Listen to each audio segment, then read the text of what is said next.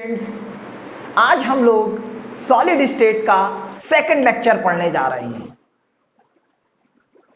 पिछले लेक्चर में मैंने बहुत बेसिक इंट्रोडक्शन पढ़ाया था। शायद आप और किसी को देखेंगे अगर, तो मुझे नहीं लगता कोई इतना बेसिक पढ़ा रहा होगा। कुछ बच्चों ने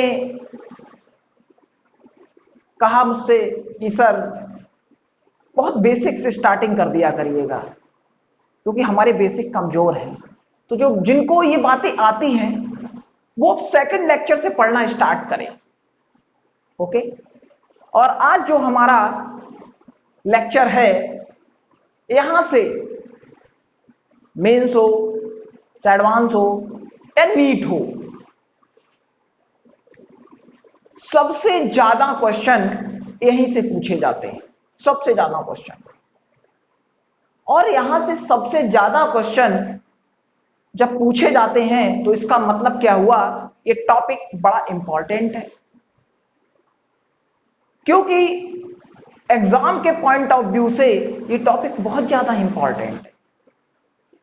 तो सबसे पहले आपको पता चलना चाहिए ना किस चैप्टर में आपको पढ़ना क्या है और कौन सा टॉपिक ज्यादा इंपॉर्टेंट है। जब ये सारी बातें पता होती हैं तो हमें किसी चीज की प्रिपरेशन करने में बहुत ज्यादा मजा आता है। तो देखिए, अब बात करते हैं हम लोग सॉलिड स्टेट में सबसे पहले इंपेरिकल फॉर्मूला की। किसकी बात करते हैं? इंपेरिकल फॉर्मूला की।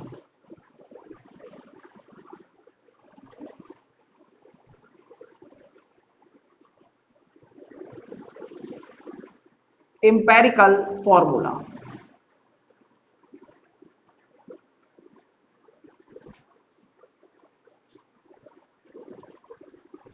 इंपेरिकल फॉर्मूला, बात क्लियर? अब देखो, अगर इंपेरिकल फॉर्मूला की बात अगर की जा रही है तो इंपेरिकल फॉर्मूला पढ़ने से पहले आपको बहुत विजुअलाइजेशन की जरूरत है। ठीक है, अब देखो, कुछ बच्चे सॉलिड को बड़ा कठिन मानते हैं। अच्छा, इंपेरिकल फॉर्मूला पढ़ने से पहले मैं कुछ बातें आपको बता रहा हूं, उन बातों को आपको बहुत ध्यान रखना है और उन्हें याद कर लेना है।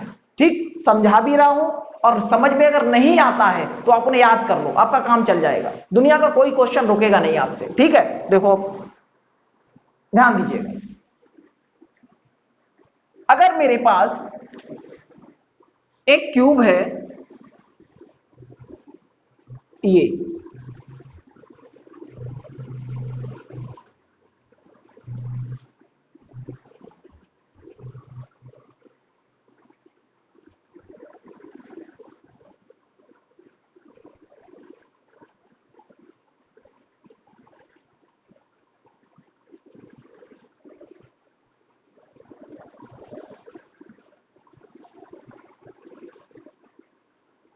ये एक क्यूब है। देखिए, मैंने यहां पर एक क्यूब बना दिया, सभी को दिख रहा होगा। अब अगर ये क्यूब दिख गया, अब देखो, अब यहां से मैं कुछ बातें आपको बता रहा हूं। अब देखो, जब हम एग्जाम देने जाते हैं, मान लो मैं आपको कोई ऐसी चीज दिखाता कि जो क्यूब टाइप होती, आप नहीं समझ पाते दोस्त, उतना अच्छा विजुअलाइजेशन नहीं कर पाते आप। अच्छा, कहीं पेपर देने जाते हो तो ऐसा थोड़ी कि नहीं नहीं हम पेपर ग्राउंड में बैठ के देंगे। अरे सर, हमारा मन तो ग्राउंड में पेपर बैठ के देने का है, हम वहां देंगे चल के। हम नीट का पेपर क्लासरूम में नहीं देंगे, या मेंस का पेपर क्लासरूम में नहीं देंगे, या बोर्ड का पेपर क्लासरूम में नहीं देंगे। सर हम तो बिल्कुल अलग बैठेंगे जाके, सर हम तो बाहर बैठेंगे ग्राउंड में जाके। तो भैया ऐसा नहीं होता। जिस रूम में बैठ कर आप एग्जाम दे रहे होगे वो भी तो एक क्यूब की तरीके से होगा। तो इमेजिन करो कि आप जिस क्लास में बैठे हुए हो अभी मेरी, तो वो क्या है? एक क्यूब है। ठीक, अब उस क्यूब में देखो क्या क्या चीजें हैं। पहली बात ध्यान से समझना, उस क्यूब में सबसे पहले कितने कॉर्नर हैं ये देखो।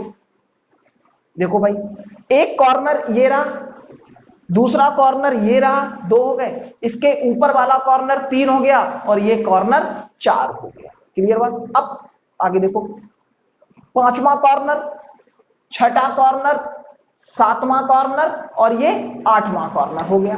यानी कि किसी भी क्यूब में टोटल नंबर ऑफ कॉर्नर कितने होते हैं? 8 होते हैं। तो मैं यहां पर लिख देता हूं कि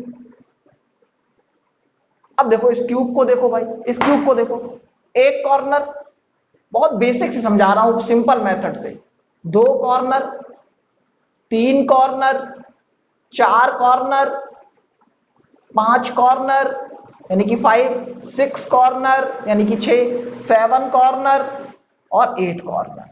जैसा मैंने आपको एक रूम में विजुलाइज कराया उसी तरीके से इस क्यूब में भी विजुलाइज करा दिया। बोलो भाई, यहां तक इतनी बात क्लियर हुई? ठीक, अब मैं लिख देता हूं पहले। अब मैं चीज लिख रहा हूं कि total number of carbon, sorry total number of carbon नहीं, corner, total number of corner कितने हो गए? 8 हो गए। यहां तक बात समझ में आ गई आपको? ठीक है। अब देखो इसमें और क्या, इसमें फेज होते हैं। क्या होते हैं? फेज होते हैं। समझना भाई, कितने फेज हैं। जिधर मैं पढ़ा रहा हूं एक फेज ये हो गया, एक इसके सामने वाला फेज हो गया 2, मेरे लेफ्ट साइड में तीसरा फेज हो गया, मेरे राइट साइड में चौथा फेज हो गया, नीचे बॉटम पर पांचवा फेज हो गया और ऊपर जो छत है वो कितना फेज हो गया? 6। यानी कि किसी भी क्यूब में टोटल नंबर ऑफ फेज कितने होते हैं? 6। अब इस क्यूब में देखो, देखो 1 2 3 4 हो गए। अब देखना जरा, ये आपको गैप जरूर दिख रहा है 5 और ये 6, मतलब दो अपोजिट फेज। ये बीच में जो दिखता है आपको, ये मतलब एक छत और एक नीचे ग्राउंड। बात समझ में आ गई? तो कितने टोटल फेज हो गए? 6 हो गए। यानी कि टोटल नंबर ऑफ फेज कितने हो गए? टोटल नंबर ऑफ फेज कितने हो गए? 6 हो गए। यहां तक बात क्लियर हो गई आपको? अब देखो बॉडी सेंटर की बात करो। इमेजिन करो, आप खुद इमेजिन करो कि आप अपने एग्जाम के या जहां क्लासरूम में बैठे हुए हो। कहां बैठे हो? क्लासरूम में, और नीट का पेपर दे रहे हो और उसके सेंटर में एक बल्ब लगा हुआ है उस कमरे के। तो उस बल्ब की रोशनी क्या उस कमरे के कहीं बाहर चली जाएगी?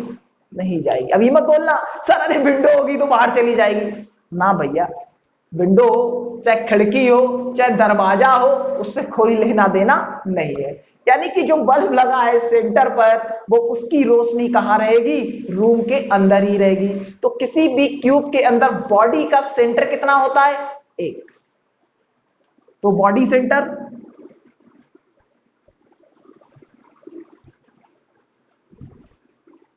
Is equal to 1। कितना हो गया? 1 हो गया। बात क्लियर हो गई? अब देखो भाई, एजेस की बात करें, एजेस की, तो एक रूम में कितनी एजेस होती हैं? ऊपर देखना, अगर ऊपर छत से, जहां पे छत और इस वाली वॉल, ये वाली जो वॉल है जिसको मैंने मार्कर मार रहा हूं, इसके ऊपर और छत के, यानी कि जहां से कनेक्शन है, तो ऊपर की साइड अगर देखो तो कितनी एज है? 1। ऐसी पूरे क्यूब में कितनी एज होती है? 12 एज होती हैं। तो ये बात आप याद कर लो, क्योंकि अभी आपको इस वीडियो के थ्रू आपको मैं सारी एजेस को ऐसे नहीं दिखा सकता।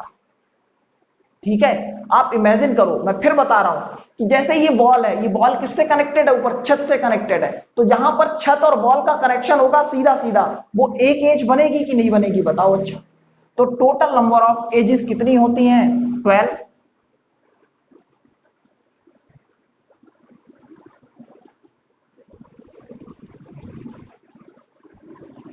टोटल नंबर ऑफ एजेस कितनी होती हैं? 12। इतनी बात समझ में आ गई? क्लियर? अब देखो फेस डायगोनल कितने होते हैं? Face diagonal, face diagonal. अब सबसे पहली चीज, डायगोनल का मतलब समझो क्या होता है। जहां पर दो लाइनें आपस में क्या करें? कट। एक ऐसे जा रही है सूं, एक ऐसे जा रही है सूं, यानी कि दो लाइनें क्या कर रही हैं? एक दूसरे को कट कर रही हैं। क्या कर रही हैं? कट। एक ऐसे जा रही है सूं और एक ऐसे जा रही है सूं, यानी कि दोनों लाइनें अगर आपस में एक दूसरे को 90 डिग्री पर कट करती हैं तो वहां क्या बनता है? डायगोनल बनता है। यानी कि ये वाला फेज है, ये वाला फेज, ये वाला फेज जैसे, तो तो इस पर कैसे डायगोनल डालोगे? इस वाले कॉर्नर का टॉप इसके बॉटम से मिलाओगे, इसका टॉप इसके बॉटम से मिलाओगे, यही तो करोगे, और इसका टॉप इसके बॉटम से मिलाओगे। यानी कि देखो पहले ये थी, ऐसे लाइनें थी, फिर ऐसे लाइनें हो गई, यानी कि दोनों एक दूसरे को क्या करने लगे? कट करने लगे। यानी कि एक फेज पर कितने डायगोनल हो गए? 2। यानी कि टोटल फेज डायगोनल कितने होते हैं? 12। बात समझ में भाई? 6 फेज हैं, एक फेज पर 2 डायगोनल हैं, तो 6 इंटू 2 कितना हो गया भगवान की दुआ से? 12। यानी कि total phase diagonal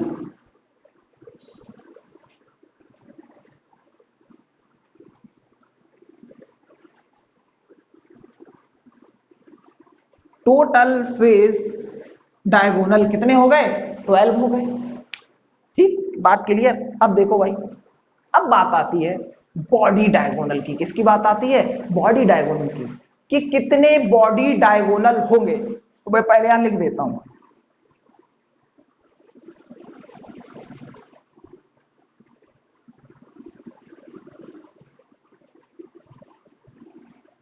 body diagonal. भाई बॉडी डायगोनल का मतलब समझे आप लोग? नहीं समझे?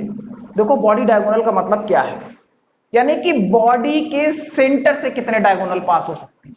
ठीक है, तो मेरे जो मैं मतलब जिस तरीके से आपको विजुअलाइजेशन करा रहा हूं उसका ध्यान देना जरा। देखो मैं क्या बता रहा हूं आपको, सॉरी, देखो मैं आपको क्या बता रहा हूं, ध्यान से समझना। मेरा हाथ को देखो और अपने रूम को इमेजिन करो, इसका टॉप इस कॉर्नर का और सामने वाले कॉर्नर का क्या मिलेगा? बॉटम मिलेगा। क्लियर बात हो गई? सामने वाले का क्या मिलेगा? बॉटम मिलेगा।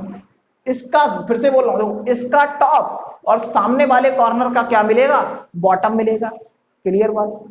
यहां तक बात समझ में आ गई? ठीक है, एकदम क्लियर। अब देखो अगर आपने इसके टॉप से इसका बॉटम मिला दिया, ठीक, तो आगे देखो इसका टॉप इसके बॉटम से मिलेगा जाके। कहां से पास हो रहे हैं? सब बॉडी के सेंटर से पास हो रहे हैं, ध्यान रखना। सामने वाले कॉर्नर का टॉप इसके बॉटम से मिलाओगे। क्लियर बात? और उधर वाले कॉर्नर का टॉप इसके बॉटम से मिलाओगे। यानी कि टोटल बॉडी डायगोनल कितने हो गए? 4। एक बार फिर से रिपीट कर देता हूं, फिर से रिपीट कर देता हूं। मेरे हाथों के इशारों को समझना और अपने आप को ये विजुलाइज करो आप कमरे में बैठे हुए। ठीक, इसका कॉर्नर टॉप और इसका नीचे वाले का, सामने वाले का बॉटम। देखो दोनों हाथ देखो, सामने वाले का बॉटम एक डायगोनल, इसका टॉप और सामने वाले कॉर्नर का बॉटम।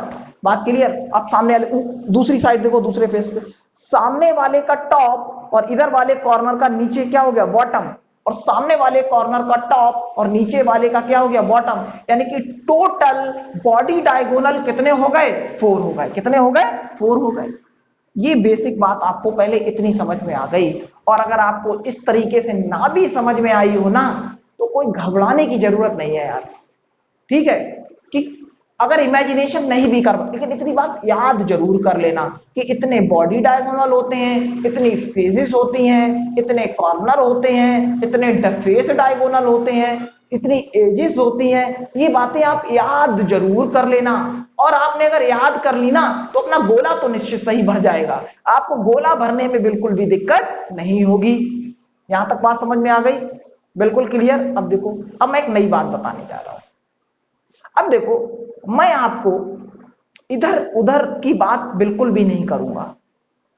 मैं कहूंगा, अगर मैं समझाने की कोशिश भी करूंगा ना उस तरीके से कि मैं पजल्स लेके आऊं और मैं एक के ऊपर एक रखूं, दूसरे के ऊपर दूसरा रखूं, वो सब बेकार हो जाता है।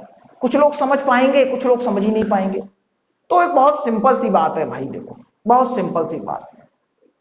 जैसे बता रहा हूं वैसे याद कर लो, जैसे बता रहा हूं वैसे याद कर लो, और इधर उधर की बात पर बिल्कुल भी मत जाओ। ठीक, हालांकि ये रटने वाली बातें नहीं है, लेकिन कंफ्यूजन हो जाता है नीट वाले बच्चों को। तो मैं जो बात बता रहा हूं बस उसको ध्यान से समझ लो। देखो, जैसे मैं एक बार तो बताने की कोशिश करूंगा, ये कॉर्नर जहां पर मैंने डार्क सर्किल किया है, ये वाला कॉर्नर, ये इससे कितने क्यूब बना सकते हो? देखो देखो, इसके इधर भी एक क्यूब बन सकता है, इसके इधर भी एक क्यूब बन सकता है, और इसके इधर भी क्यूब बन सकता है। 4 बन सकते हैं, और 4 उसके ऊपर बन सकते हैं। लेकिन मैंने ये बात बोली होगी, आपको नहीं समझ में आई होगी, मुझे पता नहीं आई, वो किसी को भी नहीं आती है जल्दी, कि मैंने क्या बोला, इसके इसके ऊपर एक क्यूब, इसके साइड में एक क्यूब, और इसके एक इधर साइड में क्यूब, और उसके ऊपर 4 क्यूब। भाई अगर आपसे किसी भी के सेंटर पे बॉडी का एक एटम रखा हुआ है, तो कॉर्नर उसका 1/8 पार्ट तो ही कंट्रीब्यूट कर रहा होगा। अगर कोई भी एटम जैसे सेंटर में है तो वो 1 है, तो उसका जो कॉर्नर वाला पार्ट है वो 1/8 तो ही कंट्रीब्यूट कर रहा होगा। लेकिन भैया इन सब चक्रों में मत पड़ो, सीधा सीधा जो मैं बता रहा हूं वो सुनो। मैंने सिंपल सा बोल दिया और ये आपने याद कर लिया, 1/8 यानी कॉर्नर पर कितना कंट्रीब्यूशन होता है एट कॉर्नर, कितना होता है 1/8। क्लियर बात। यहीं पर अगर बात करूं फेज पर, कि फेज पर कितना कंट्रीब्यूशन होता है 1/2 एट फेज सेंटर, फेस के सेंटर पर कितना कंट्रीब्यूशन होता है 1/2।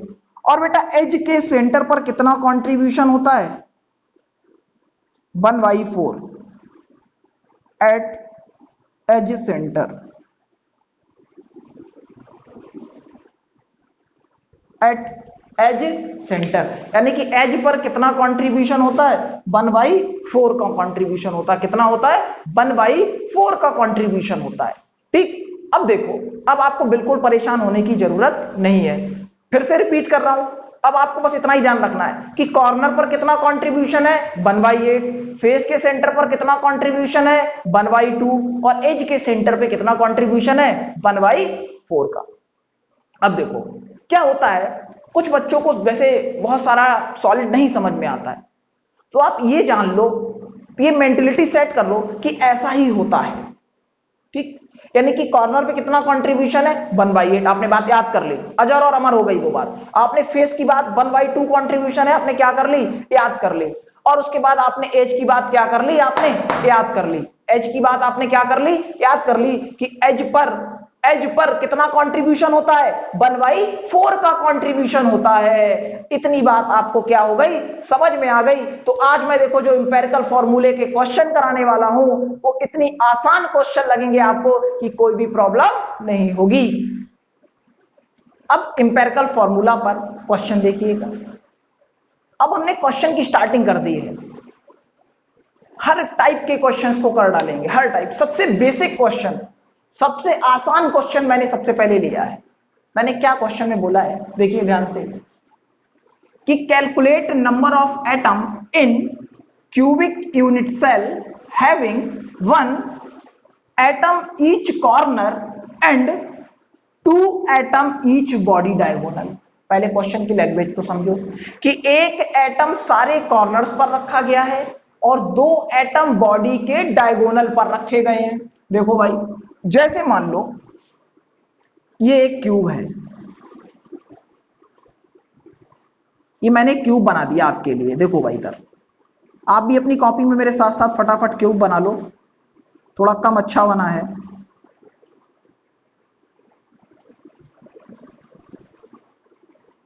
थोड़ा सा ध्यान दो इधर, यानी कि एक इस कॉर्नर पर एटम रखा है, एक इस कॉर्नर पर एटम रखा है, एक इस कॉर्नर पर एटम रखा हुआ है, एक इस कॉर्नर पर एटम रखा है, एक इस कॉर्नर पर एटम रखा हुआ है, एक इस कॉर्नर पर एटम रखा है, एक इस कॉर्नर पर एटम रखा है, और एक इस कॉर्नर पर एटम। यानी कि 4 एटम हैं, और 4 क्या हैं, सॉरी गलत बोल गया, 8 कॉर्नर हैं, और 8 कॉर्नर पर सब पर क्या रखा हुआ है, एटम रखा हुआ है। यानी कि अभी इससे पहले मैंने एक बात बोली थी, बताई थी आपको। ठीक, पहले क्वेश्चन के हिसाब से सारे एटम्स को ईच कॉर्नर पर रख दिया। तो पहली कंडीशन को देखो,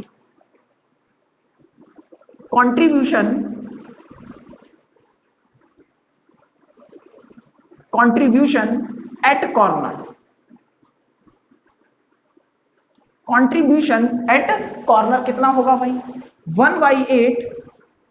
कॉर्नर पे कितना कंट्रीब्यूशन होता, मैंने कई बात याद रखना 1/8। और कितने, एक क्यूब में कितने कॉर्नर है, 8 कॉर्नर है, यही तो बोलोगे।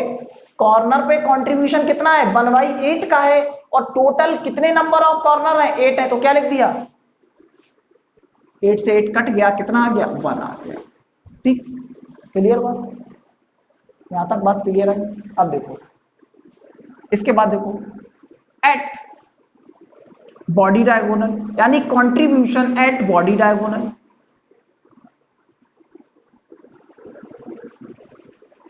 कंट्रीब्यूशन एट बॉडी डायगोनल,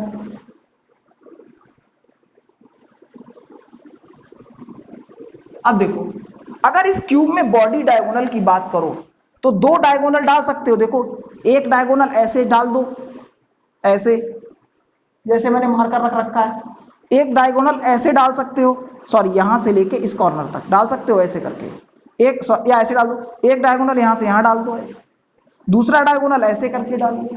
यानी कि 2 डायगोनल डालने के लिए बोल रहा है, एक डायगोनल यहां से इधर डाल दिया और एक डायगोनल यहां से नीचे डाल दिया।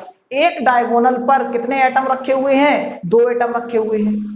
ठीक, लेकिन उसने क्वेश्चन में ये नहीं बोला कि 2 डायगोनल डालने हैं, तीसरा डायगोनल आपने उस कॉर्नर से इस कॉर्नर पे डाल दिया और चौथा डायगोनल उस कॉर्नर से इस कॉर्नर पर डाल दिया।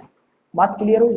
और एक डायगोनल पर कितने एटम रखे हुए हैं 2, कितने रखे हुए हैं 2, तो टोटल नंबर यानी कि टोटल बॉडी डायगोनल कितने होते हैं 4, कितने होते हैं 4, यानी कि लिख दिया 4 × 2, क्या लिख दिया 4 × 2, यानी कि एक पर कितने हैं कितने हैं, ये बात है। क्वेश्चन में पूछा क्या गया था, कैलकुलेट नंबर ऑफ एटम, तो कॉर्नर पर एक एटम आया है और बॉडी डायगोनल पर 8 एटम आए हैं, तो total number of atom, total number of atom आ गए 8 + 1 = 9। ये हो गया आंसर आपका। कितने आ गए 8 + 1 = 9, ये क्या हो गया आपका आंसर हो गया। ठीक है, देखो अगला क्वेश्चन डिक्टेट करता हूं, सबसे पहले क्वेश्चन लिखो आप। क्वेश्चन लिखिए, ए compound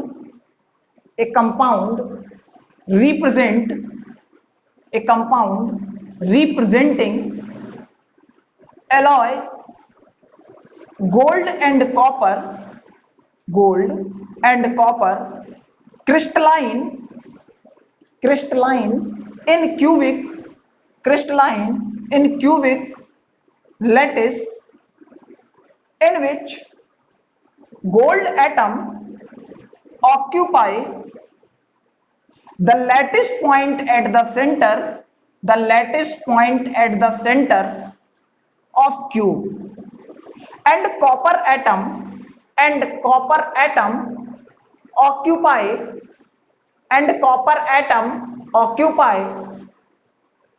the phase center। Copper atom कहां पर है फेज के सेंटर पर है। ठीक, आपसे पूछा है कैलकुलेट केमिकल फॉर्मूला, बात समझ में आ गई, क्लियर बात। अब देखो, यानी कि अगर मैं आपसे बात करूं, बोला lattice point at each centre, ऐसे करके बोला ना उसने, तो बोल उसका मतलब समझो सबसे पहले, यानी कि जो गोल्ड का एटम है वो कहां पर रखा गया है, सारे क्यूब के कॉर्नर पर रखा गया है। आप ये मत समझ लेना सेंटर, उसकी लैंग्वेज को थोड़ा सा समझो। ठीक, देखो क्या लिखा है, lattice point at the centre, यानी कि यहां से देखो occupy by the lattice point at the centre of cube. ठीक है, यानी कि सारे के सारे कहां पर प्रेजेंट है कॉर्नर पर प्रेजेंट है। यानी कि फॉर कॉपर एटम की अगर फॉर गोल्ड एटम की अगर बात करूं मैं, फॉर गोल्ड एटम, तो गोल्ड एटम का मतलब हो गया AU। क्या है AU, कहां पर रखा है कॉर्नर, कितने कॉर्नर होते हैं बेटा 8, और कॉर्नर पे कंट्रीब्यूशन कितना होता है 1/8 का, तो कितना आ गया बेटा 1। बेटा कॉपर को कहां रखा गया है, कॉपर एटम तो कॉपर एटम बेटा कहां रखा है? फेस के सेंटर पे। बोल बेटा टोटल फेस कितने होते हैं? 6 होते हैं। तुम्हारे लिख दिया 6। बेटा अभी मैंने बताया था फेस के सेंटर पर कितना कंट्रीब्यूशन होता है? 1/2। तो कितना आ गया? 3 आ गया। कितना आ गया? 3 आ गया। तो AuCu3 क्या फॉर्मूला बना? AuCu3। ठीक, बात समझ में आ गई?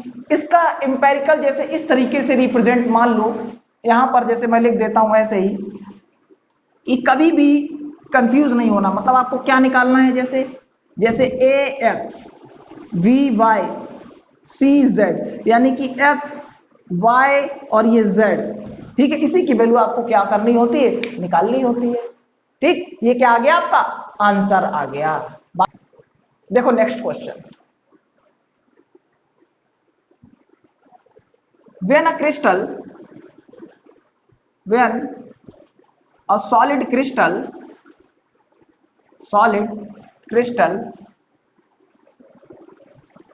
when a solid crystal atom A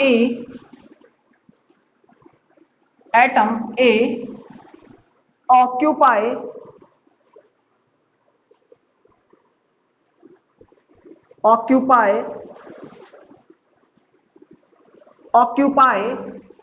when, क्या लिखा मैंने? when a solid crystal atom A occupy, क्या? occupy at corner of a cube and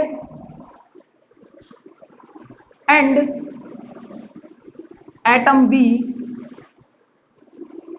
at face center,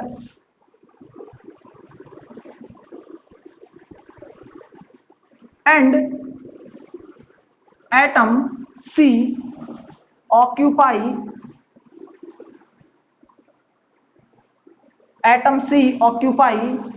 at edge center.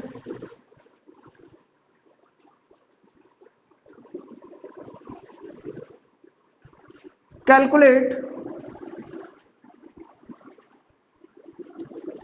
Formula, ठीक, देखो भाई,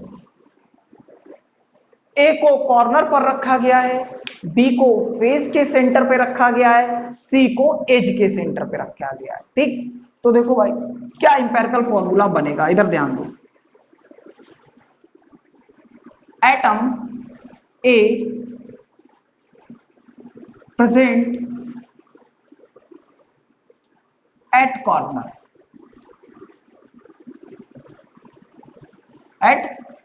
ठीक, कॉर्नर पर है, तो कॉर्नर पर अगर एटम ए है तो कॉर्नर पे कंट्रीब्यूशन होता है 1/8 इंटू 8, कितना आ गया? 1 आ गया। Atom B present at face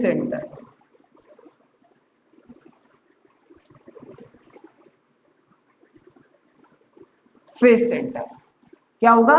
face centre. कितना होगा? 1/2, कितना होगा?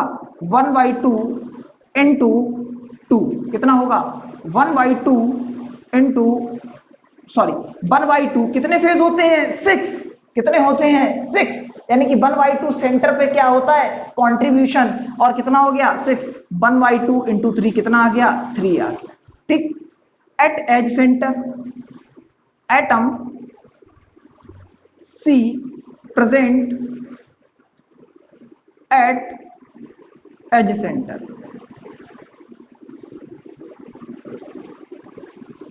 क्या होगा? Edge center. अब एज सेंटर पे कितना होगा? ध्यान दो, एज पे कंट्रीब्यूशन कितना होता है? 1/4। कितनी एज होती है? 12। कितना आ गया? ये 4 3 जा 12। तो फॉर्मूला क्या बन गया? A B3 और C3। ये क्या आ गया? आंसर आ गया। क्या आ गया आपका? A B3 C3, ये क्या आ गया आपका? आंसर आ गया। ठीक, अगला क्वेश्चन नोट डाउन करिएगा। When element X and Y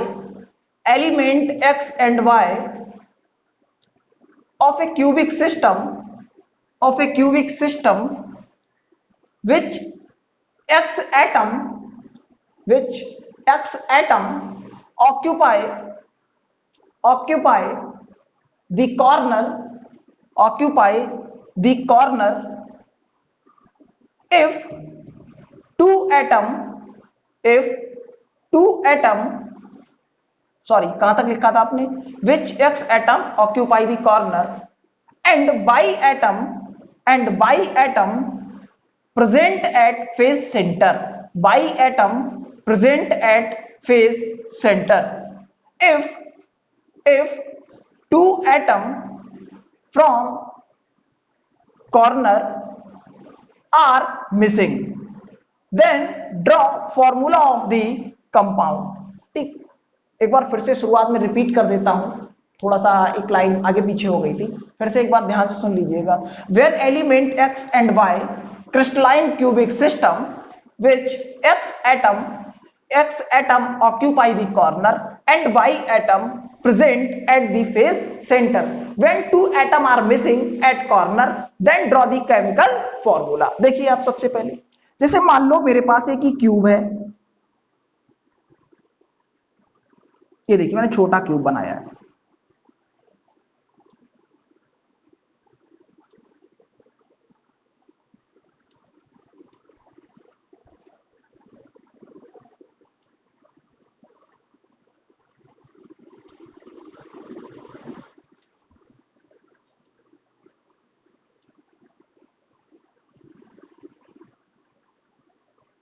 देखो क्या बनाया है, एक क्यूब बनाया है। ठीक, बात क्लियर। अब देखो अगर क्यूब बनाया है तो क्या होगा।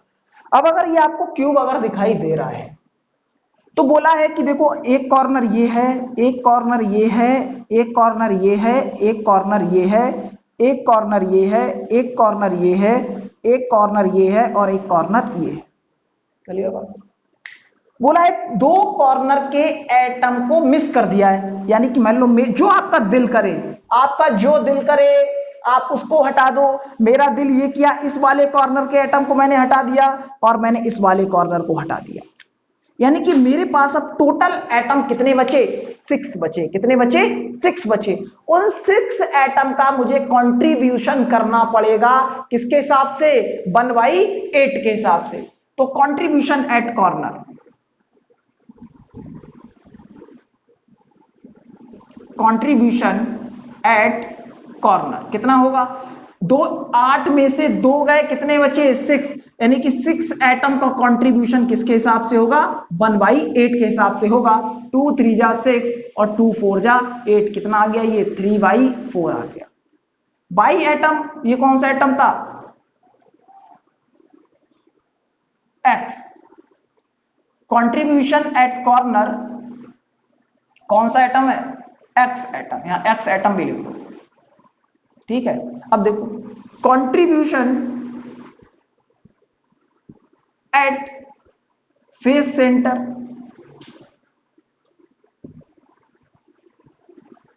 फेस सेंटर क्या है, एटम, सॉरी एटम y, क्या लिखा, एटम y।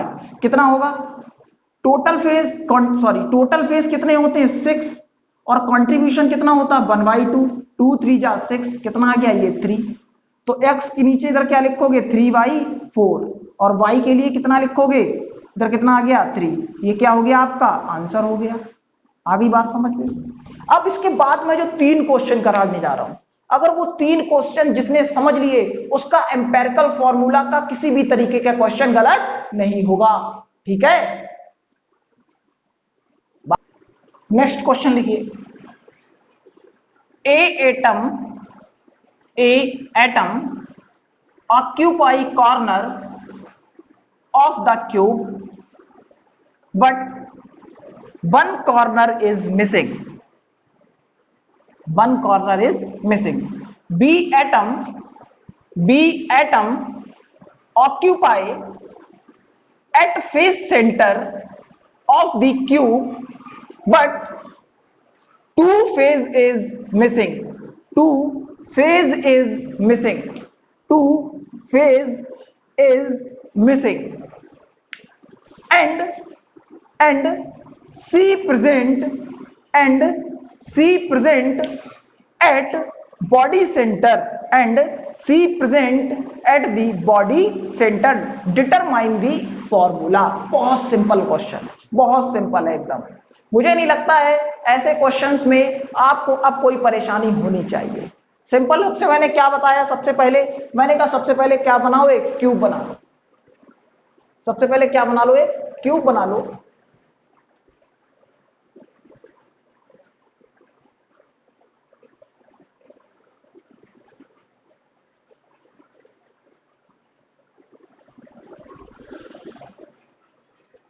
क्या बना लो, क्यूब बना लो। ठीक, अब क्यूब बना लिया। देखो भाई, अब क्यूब बनाने के बाद क्या होगा, उसने कहा कि अब देखो सारे कॉर्नर्स पर एटम है, लेकिन उसने कहा एक कॉर्नर को क्या कर दो, मिस कर दो। तो मैंने इस वाले कॉर्नर को क्या कर दिया, मिसिंग कर दिया। क्या कर दिया, मिसिंग कर दिया। इस वाले कॉर्नर को अगर मैंने मिसिंग कर दिया तो इसका मतलब इस पर एटम नहीं है। तो atom A contribution at corner, atom A contribution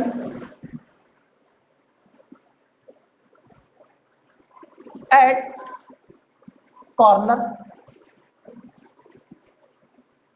कितना होगा, टोटल कॉर्नर 8 थे, एक पे मिसिंग है, तो कॉर्नर कितने कॉर्नर पर एटम है, 7 इंटू 1/8 कितना आ गया भाई, 7/8 आ गया। कितना आ गया, 7/8 आ गया। ठीक है, इसके बाद देखो atom B present at face centre,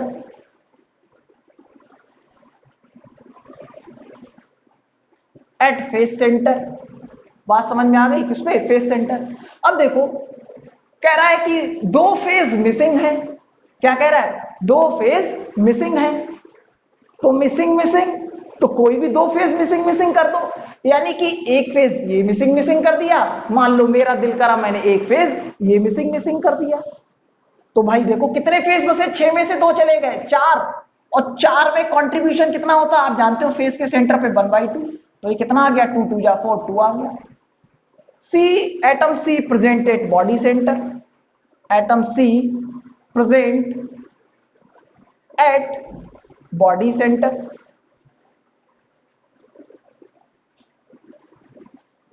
तो कितना होगा, 1। एक बल्ब अगर बीच कमरे में लगा है तो उसकी रोशनी बाहर नहीं जाएगी, चाहे खिड़की लगा दो, चाहे गेट लगा दो, चाहे विंडो लगा दो। मैंने बताया था ना। तो बॉडी के सेंटर पे पूरा का पूरा कंट्रीब्यूशन क्या होता है, 1 का कंट्रीब्यूशन होता है। यानी कि इंपेरिकल फॉर्मूला क्या हो गया, देखो लिख लो, ए 7/8, वी कितना आ गया 2, और कितना आ गया सी। ये क्या हो गया, आपका आंसर हो गया। क्या हो गया, ये आंसर हो गया। ठीक, देखिए नेक्स्ट क्वेश्चन, अगला क्वेश्चन लिखिए आप लोग, बड़ा इंपॉर्टेंट क्वेश्चन है। ए solid is made up of 3 atom. A occupy corner of the cube, B present at the face center and C present at body center। Full stop. इतना ही question नहीं है। अब सुनो क्वेश्चन की लाइन ध्यान से। If all the atom along one axis passing through 2 corner and 1 face center are removed। ठीक है, तो मैं अंडरलाइन करता हूं यहां से, एक्सिस, अलोंग, ऑक्यूपाई, सबको मैंने क्या कर लिया, अंडरलाइन कर दिया। यहां से क्या कर रहा है, रिमूव कर रहा है। देखो बात को समझो कि उसने कहा एक एक्सिस के अलोंग एटम को क्या करना है, रिमूव करना है, जिसमें 2 कॉर्नर के एटम जाएं और एक फेस का एटम जाए। अब जब तक क्यूब का विजुअलाइजेशन नहीं होगा तब तक आप क्वेश्चन में दिमाग लगा ही नहीं पाओगे, क्वेश्चन को कर ही नहीं पाओगे। और मैं देखो कितना आसान तरीका बता रहा हूं आपको सोचने का। सबसे पहले आपने क्या करा, एक क्यूब बना लिया। क्यूब बना लिया इस तरीके से, देखो ये क्यूब बन गया।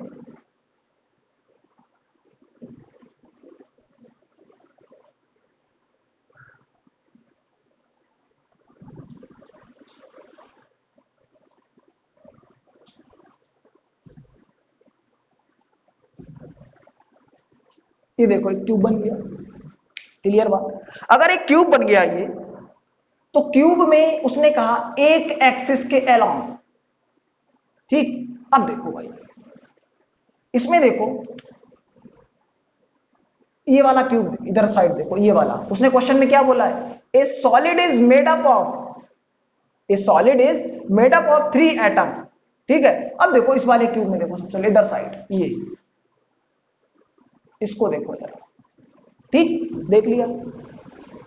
अलोंग दी एक्सिस बोला है उसने, एक एटम यहां रखा है, कह रहा है 2 कॉर्नर के एटम आए और एक फेस के सेंटर का एटम आए, जिसे मैं खूब डार्क कर दे रहा हूं, देखो जरा। बोल रहा है क्वेश्चन में, साफ साफ बोल रहा है कि 2 कॉर्नर के एटम आए और एक फेस के सेंटर का एटम आए। यहां से ऐसी एक्सिस पास कर दो। आप ये वाली एक्सिस भी ले सकते हो यहां पर, कि यहां फेस के सेंटर पर रख दो और इस कॉर्नर पर रख दो, यहां से भी एक पास कर सकते हो। मैंने मान लो ये वाली एक्सिस ऐसे ले ली, ये वाली, तो इन एटम्स को क्या कर दिया मैंने, रिमूव कर दिया। क्या कर दिया मैंने, रिमूव कर दिया, ठीक। अब देखो भाई क्या बोल रहा है वो, ध्यान से सुनो। आपको विजुअलाइजेशन हो गया कि कौन से एटम को रिमूव करने के लिए बोल रहा है। और बोला क्या, देखो उसने कि अलोंग वन एक्सिस, एक ही एक्सिस के वो अलोंग हो, दोनों कॉर्नर के एटम और एक फेस का एटम, दोनों एक ही एक्सिस के कैसे होने चाहिए, अलोंग होने चाहिए। बात इतनी क्लियर है? तो देखो एक ही एक्सिस के अलोंग आ गए, तो एटम ए की बात करें, एटम ए, अगर atom A present at corner, तो कितने देखो कॉर्नर मिसिंग है, 8 में से 2 कॉर्नर मिसिंग है। कितने मिसिंग है, 2 कॉर्नर मिसिंग है। तो कितने बचे, जल्दी बताओ कितने बचे,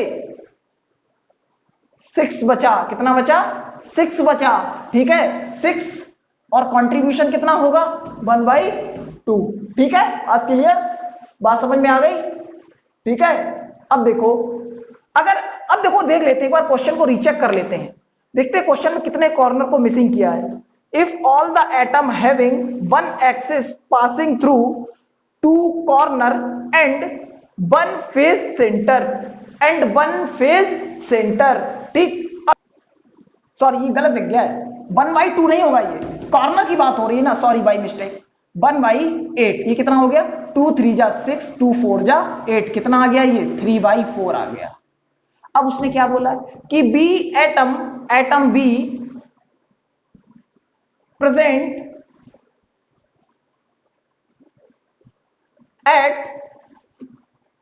atom B present atom B कहां पर प्रेजेंट होगा, जल्दी बताओ। Atom B present at face, देखो भाई फेस पर।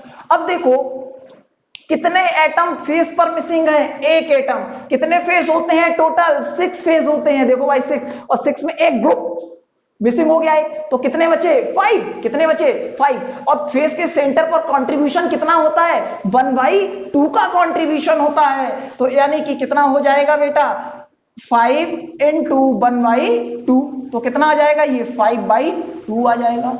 सी at body center, C at body center is equal to 1, is equal to 1। तो फॉर्मूला क्या बन गया, ए कितना आया, 3/4, V कितना आया, 5/2, और C कितना है, 1। ये कितना हो गया, इंपेरिकल फॉर्मूला आ गया, और ये क्या हो गया आपका, आंसर हो गया, आंसर हो गया, ठीक। अब देखो अगला क्वेश्चन, अगला क्वेश्चन ध्यान दो। जो प्रीवियस क्वेश्चन लिखा था हमने, उसी से ही मैंने इस क्वेश्चन को जोड़ा है। पहले वाले क्वेश्चन में क्या था कि दो अलोंग द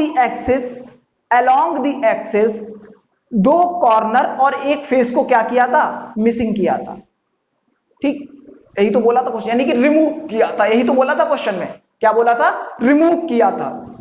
इसमें क्या कर रहे हैं, एक बॉडी के डायगोनल को क्या कर रहे हैं, रिमूव कर रहे हैं। तो एज अ प्रीवियस क्वेश्चन उसी से लिंक है। अब इसमें इसका सेकंड टाइप मैंने बना दिया है। क्वेश्चन देखो सबसे पहले कि if all the atom along one body diagonal removed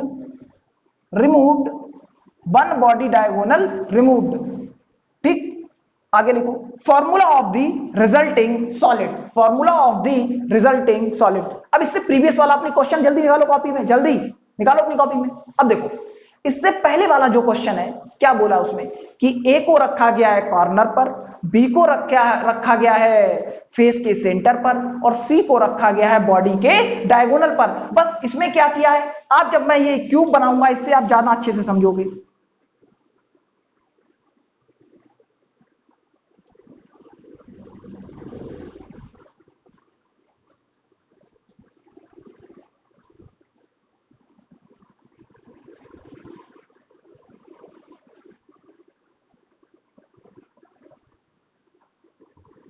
ये देखो बात क्लियर, यहां तक बात समझ में आ गई। देखो यानी कि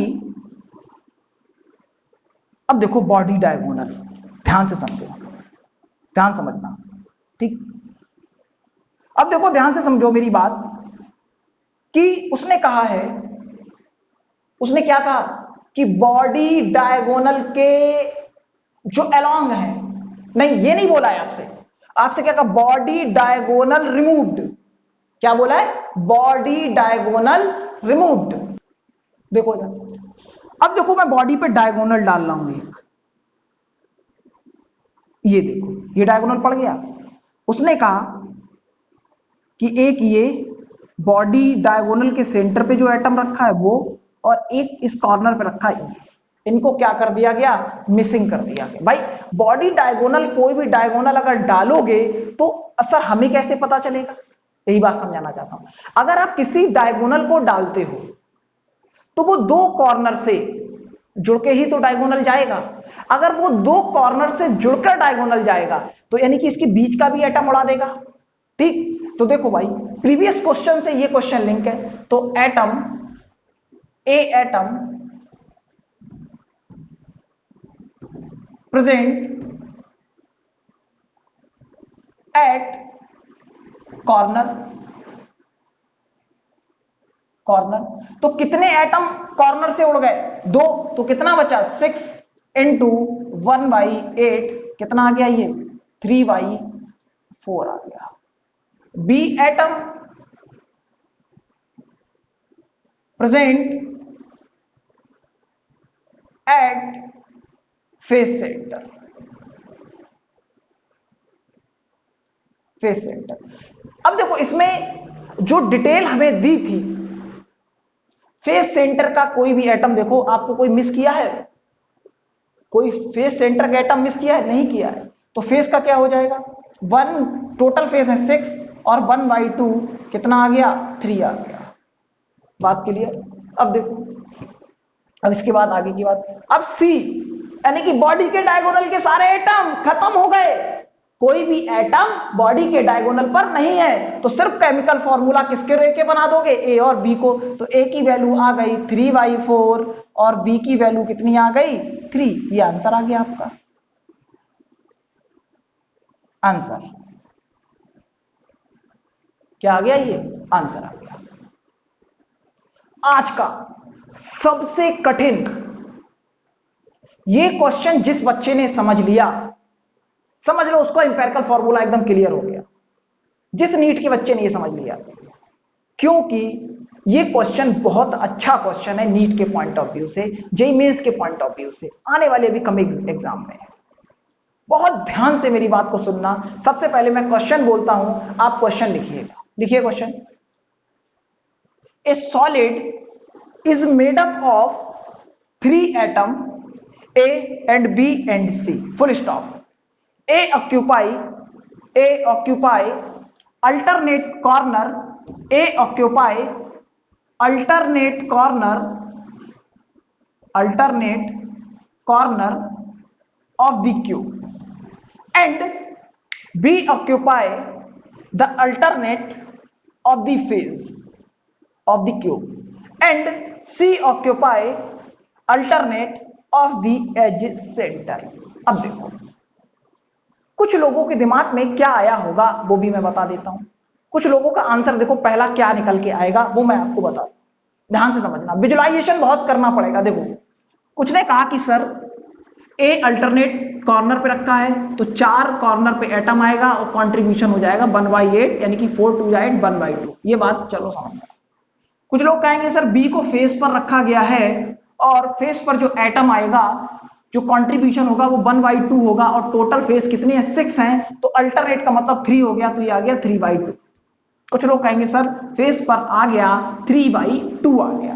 और सर सी में भी वही करेंगे, सर सी एज में अल्टरनेट किया है सर, टोटल एज 12 होती है और एज तो अल्टरनेट का मतलब हो गया सर 6 और एज पे कंट्रीब्यूशन होता है 1/4 सर, 2 3 जा 6 2 4 जा, ये आ गया 3/2। सर आंसर आ गया ए 1/2, बी 3/2, सी 3/2। ये सर आंसर है और मैक्सिमम बच्चे मुझे यही आंसर बताने लगते हैं क्लास में, अभी भी बोल रहे हैं देखो क्लास में बैठ के यही आंसर। ये आंसर गलत है, ये आंसर गलत है भैया, गलत है। तुरंत -1 मिलेगा गोला और पहला ही आंसर पेपर में रखा होगा। देखो इसका सही आंसर क्या है समझो। देखो जो एटम कॉर्नर पर प्रेजेंट है उसके लिए तो बात सही है, उसने कहा अल्टरनेट, यानी कि जैसे मान लो इस कॉर्नर पे एटम रखा था, आपने नीचे वाले को छोड़ दिया इधर रख दिया, ठीक समझ में आ गई बात, इसको छोड़ दिया आगे वाले रख दिया, तो कॉर्नर में तो कोई भी लफड़ा नहीं है, विजुलाइजेशन भी आराम से हो जाता है कि अगर कॉर्नर की बात की जाए तो अल्टरनेट अगर कॉर्नर पर अगर आप एटम रखते हो तो 4 एटम अल्टरनेट करके रखे जाएंगे क्योंकि 8 कॉर्नर है, 8 में अगर अल्टरनेट एक को छोड़कर अगर रखना है तो कितने एटम रख पाएंगे 4, यानी कि atom A present at corner कितना हो गया 1/8 इंटू 8, सॉरी 1/8 इंटू कितना हो गया 4। इस तरीके से लिखता हूं आपको ज्यादा अच्छा लगेगा, ये तरीका गलत लिख दिया मैंने, 4 इंटू 1/8, ठीक तो कितना आ गया 1/2 आ गया। एक ही बात तो समझ में आ गई, कितनी आ गई, ए इज इक्वल टू 1/2 आ गई, ठीक। अब देखो आगे, अब समझने वाली बात समझना, लफड़ा यहां पर है। अब उसने कहा फेज अल्टरनेट, अब ध्यान से मेरी बात सुनना, देखो मैं बहुत धीरे से बता रहा हूं, ये वाला फेज है जिस पर बोर्ड लगा हुआ है, ये फेज, इसके अल्टरनेट, एक कमरे में 6 फेज होते हैं, यानी कि इसके अल्टरनेट, यहां पर अगर एटम रखा हुआ है तो देखो इस वाली फेज पर एटम नहीं आ सकता है क्योंकि अल्टरनेट रखना एक को छोड़कर, इससे लगी हुई है ना ये फेज, ठीक। मान लो यहां पर ये ऐसे एटम मार्कर समझ लो एटम है, ये मार्कर समझ लो एटम है, तो इधर एटम नहीं लग सकता, इस तरफ एटम नहीं लग सकता, नीचे वाली फेस पर एटम नहीं लग सकता, ऊपर वाली फेस पर एटम नहीं लग सकता, सिर्फ कहां लग सकता है, सामने वाली फेस पर एटम लग सकता है क्योंकि एक फेस को छोड़कर लगना है। तो कितने एटम हैं 2 एटम हैं, कितने एटम हैं 2 एटम हैं, ठीक, यानी कि कितना हो गया, अब लिख देता हूं मैं यहां पर atom B present at face कितना होगा 2 इंटू 1/2 की फेस के सेंटर पे कंट्रीब्यूशन कितना होता है 1/2, तो बी की वैल्यू कितनी आ गई 1 आ गई। अब देखो भाई एज, देखो सेम एज का कंसेप्ट है, थोड़ा समझना, जिस कमरे में आप बैठे हो सोचना उसके बारे में। ये मान लो उस कमरे की वॉल है और ये छत का टॉप है, यहां पर ये समझ लो छत है, ये मेरा हाथ जो आपको दिखाई दे रहा है ये छत है और ये नीचे से बॉल इससे जुड़ी हुई है। तो देखो जहां पर मैं ये बता रहा हूं यहां पर देखना, यही तो एज है इनसे जुड़ी हुई ये एज। अब देखो मान लो इस एज पर एक एटम रखा है, ठीक, इस एज पर ध्यान समझना, यानी कि इस एज पर रखा है तो एक क्यूब में 12 एज होती है, इस वाली एज पर एटम नहीं आएगा जो नीचे आई है, इस एज पर एटम नहीं आएगा जो इधर नीचे आई है, इस एज पर एटम नहीं जाएगा, क्लियर बात। और इस एज पर एटम नहीं जाएगा, यानी कि अगर ऊपर वाली एज पर रखा गया है तो नीचे वाली एज पर क्या हो सकता है, आ सकता है। दो एज ये हो गई और दो सामने एज हो गई, तो कितनी एज बची, चार। कितनी बची, चार। और एज पर कंट्रीब्यूशन कितना है, 1/4 का, यानी कि कितनी एजेस पर एटम आ सकता है, 4 पर। कितने एटम, कितने पर, 4 पर। यानी कि मैं क्या लिख दूं, C, atom C present at edge. तो कितना आ गया बेटा, 4 इंटू कॉन्ट्रीब्यूशन कितना होता है, कि सेंटर 1/4, 1, यानी कि आंसर कितना हो गया, ए 1/2 बी सी। यही तो आ गया आंसर, देखो भाई, ए 1/2 बी सी, ये क्या हो गया, आंसर आ गया। ठीक है, यहां तक आज इंपेरिकल फॉर्मूला की बात खत्म हो गई। लेक्चर बहुत इंपॉर्टेंट था, बहुत अच्छे क्वेश्चन किए। अब मिलते हैं हम सॉलिड की नेक्स्ट क्लास में।